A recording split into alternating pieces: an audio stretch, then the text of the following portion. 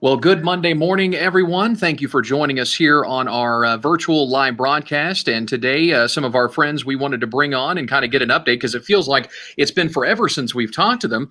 Our friends at the Grayson County Children's Advocacy Center. And I've got Abby Hill here, the Development and Outreach Coordinator. How are you this morning?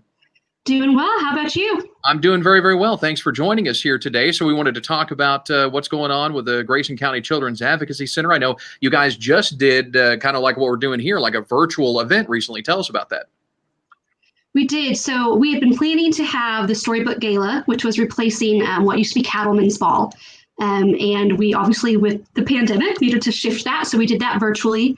And we were really excited by our community's participation. Traditionally, our event raises about $80,000, and we knew we wouldn't get there virtually, but we did get to $50,000. So we were really happy and very excited that our community came with us and helped us still raise this money because we still have to provide services regardless of what's going on. Now, one of the important things is donating to the Grayson County Children's Advocacy Center. I mean, Mad Rock, I know, has been involved with you guys for a long time. We did the fun run for a long time, and now we've included you in some of the other events that we've done, including our Kids Fest, which we'll have an update for since we had to move the original date. We'll have an update for everybody out there very, very soon about that. So let's talk about donating to the Grayson County Children's Advocacy Center. So I'm going to bring here up on the screen, I'm going to bring your official website up here. Okay. So let's go ahead and take a look at this. All right. So here's your website, which is, and I'm looking at it from a screen over here next to me here. So it's, let's see, cacgc.org. That's the official website for you guys. Yes. So when you go on there, you can click on the donate button, which is right there. And that will take you to the donating page, which is this page right here. And so it just asks for your information, that sort of thing. Now, something I did notice on here is that when people go on here and donate, what they can do is they can set it up for a recurring donation. So if they want to set it up for a monthly or bi-monthly or however they want to do it, you can go on here and do this. So talk about the donations to the Grayson County Children's Advocacy Center and how you guys use that money.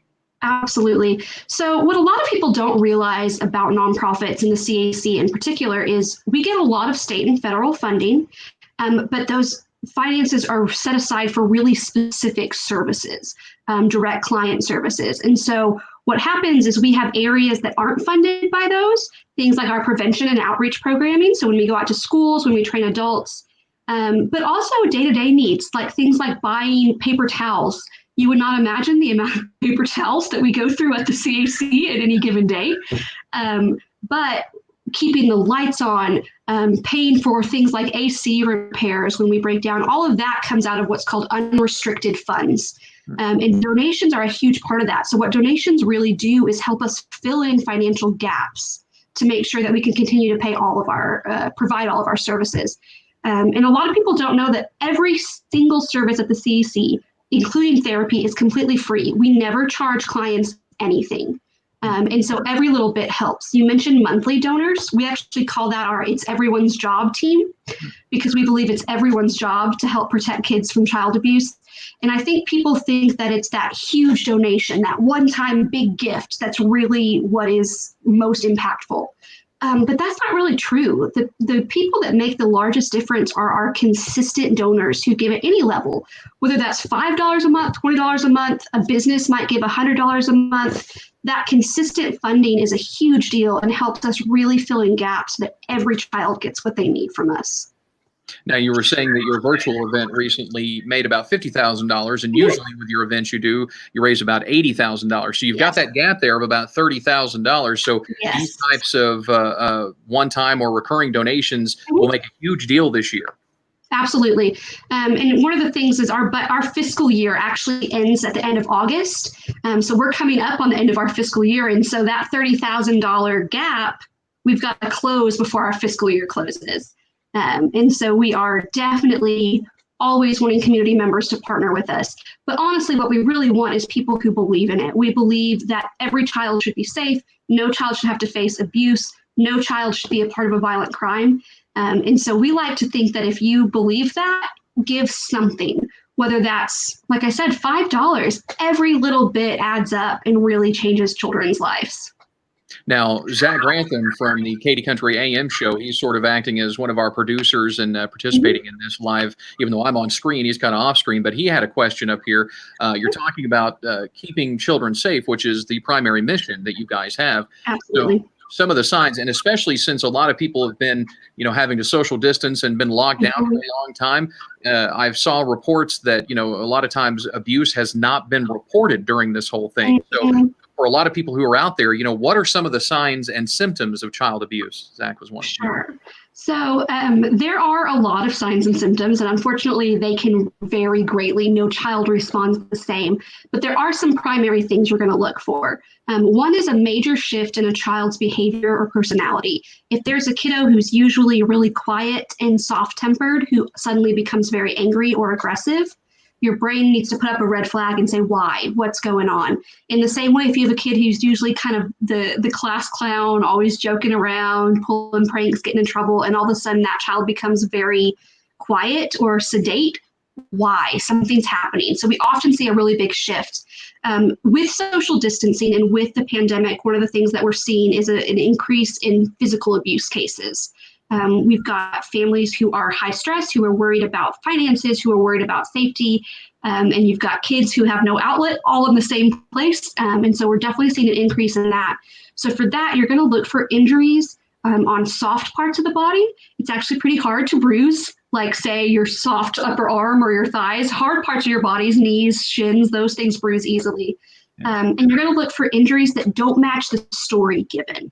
Those are going to be really big indicators. But the number one thing that people can look out for is if a child tells you something is happening, believe them. You don't have to investigate. In fact, you shouldn't. You just make the report. Believe if a child says, they're not making it up. And you actually have a place there on your website where you can just click on there to report alleged child abuse. It'll link you to the statewide intake, which is how you make a report here in Texas, and you can do that online or by phone. So one of the other things, other than the donations we've talked about here, is the wish list. You guys have a constant wish list. Let me bring that up on screen right here. Yeah. So you have all these things, used for all sorts of things. And I can't see it on the screen in front of me, so pardon me as I have to look over here to the side. No, you're fine. Things like for therapy, bop bags, extra fine glitter, paint cups with lids, those types of things. Things for forensic interviews. But people can go to the website there, on your website there at cacgc.org, and they can see all of the things on the wish list. From those things, do you happen to know of some things that you would need today? You actually needed yesterday, but today would be good.